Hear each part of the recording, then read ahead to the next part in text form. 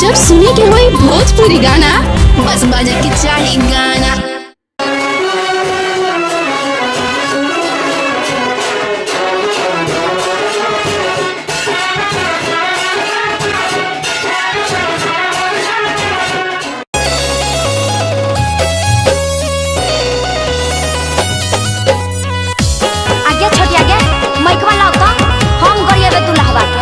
अभी एकरा नहीं पता है कि कौन गाँव है बढ़िया सब हीरोगिरी छोड़ाए देवे।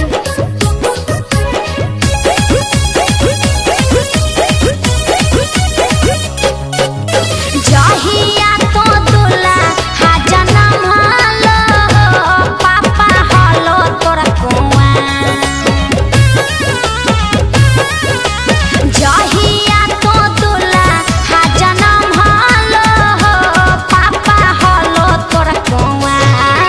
रमैया तो हर लागो हो फिर रंगी हो दुल्हा बहन तोरा छेना।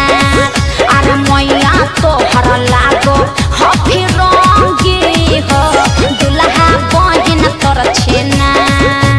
रखले ही हम हूँ जानकारी तोर खानदान के खतियान। खानदान पे मत जाइए समझे ना। रखले ही हम हूँ जानकारी तोर खानदान के खतियान।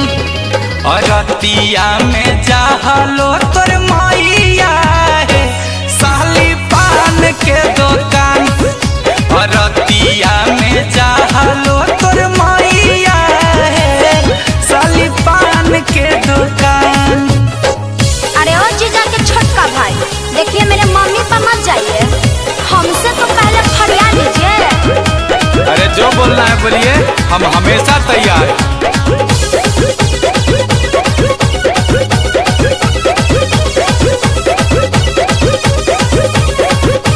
सोना हिया छोटकी तोर बहिनिया हो दुल्हा हो गेला जवान। सही बात है। सोना हिया छोटकी तोर बहिनिया हो दुल्हा हो गेला जवान।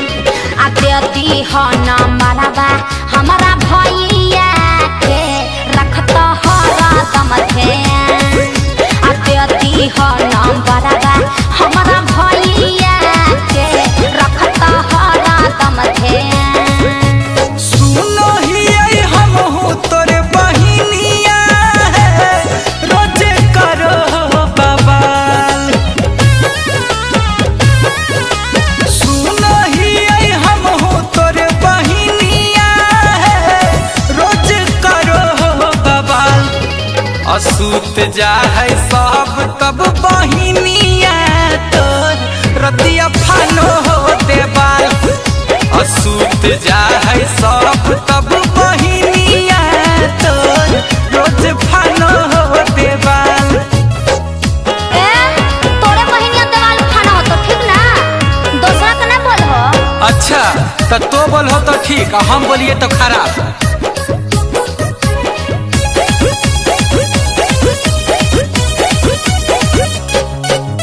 अभियो सुधर लो दुल्हा भई बाके बड़ी बनो हो होशियार। आय अभियो सुधर लो दुल्हा भई बाके बड़ी बनो हो होशियार। अब बाते बात में छोई दो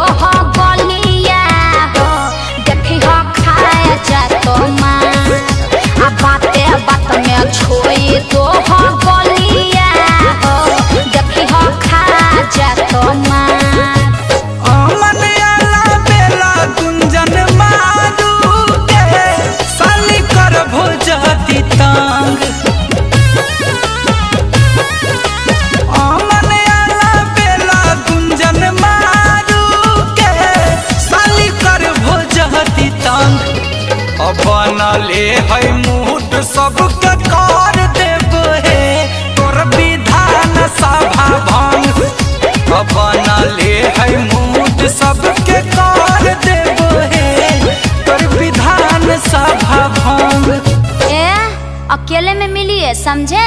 तब बुझा जाएगा कि कितना पावर है आप में। जहिया तो दुल्हा जनम हलो पापा हलो तोरा कुंवार मैया तो हर लागो हो फिर